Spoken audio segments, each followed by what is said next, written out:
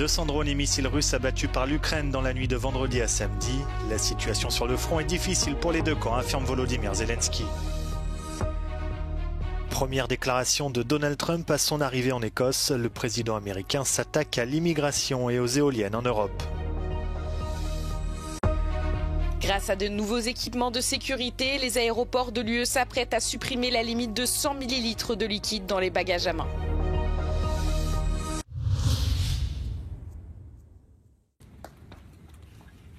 L'Ukraine dit avoir abattu 200 drones et missiles sur les 235 envoyés par la Russie dans la nuit de vendredi à samedi. 3 morts ont été recensés dans la région de Dnipro, un autre dans celle de Nikopol. Des attaques qui ne doivent pas rester sans réponse, prévient Volodymyr Zelensky. Le président ukrainien affirme par ailleurs que la situation sur le front est difficile pour les deux camps et se félicite de la résistance de ses soldats face à l'offensive estivale de Moscou. La Russie revendique de son côté la conquête d'un village situé dans la région de Dnipropetrovsk et fait état de 2 morts dans une attaque de drones ukrainiens dans la région de Rostov.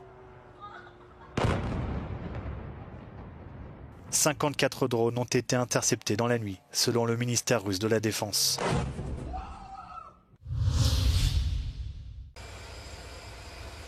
À peine arrivé en Écosse vendredi soir que Donald Trump s'immisce déjà dans les affaires européennes. Sur le tarmac de l'aéroport de Prestwick, près de Glasgow, le président américain s'est attaqué à l'immigration et aux éoliennes. Celui qui mène une politique radicale en matière d'immigration depuis son retour à la Maison-Blanche fait la leçon aux Européens. And you got to stop this horrible invasion that's happening to Europe. Many countries in Europe. Some people, some leaders have not let it happen, and they're not getting the proper credit they should. I could name them to you right now, but I'm not going to embarrass the other ones. La présidente de la Commission européenne, Ursula von der Leyen, doit rencontrer Donald Trump dimanche pour tenter de trouver un accord sur les droits de douane.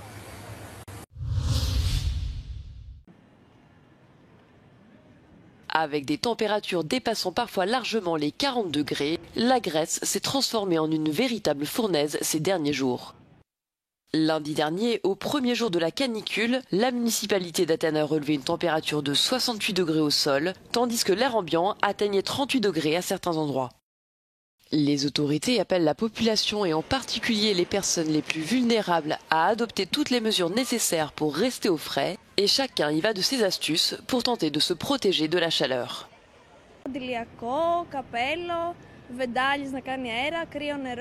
Το καλό είναι ότι όταν κάνεις καμιά βουτιά νιώθεις και πολύ καλύτερα μετά.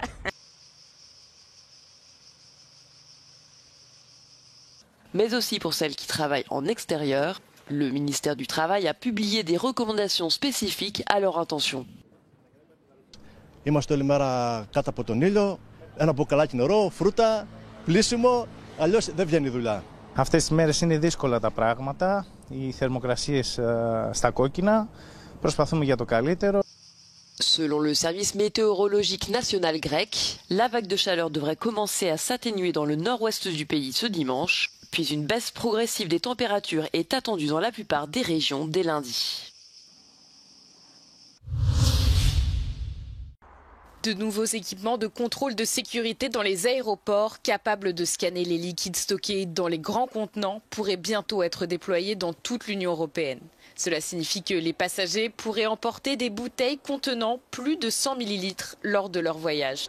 La Commission européenne attend désormais l'accord définitif de la conférence de l'aviation civile européenne avant de déployer ces nouveaux équipements dans les aéroports. Once we get the final report and the findings from ECAC, we will be able to give the green light, and then it's for the airports to put everything in place and inform the passengers. En vertu des règles actuelles de l'UE, les liquides, aérosols et gels contenus dans les bagages à main doivent être conditionnés dans des récipients d'une capacité maximale de 100 ml. Plusieurs terminaux en Italie disposent déjà du nouveau système de contrôle, mais ne sont pas encore autorisés à l'utiliser.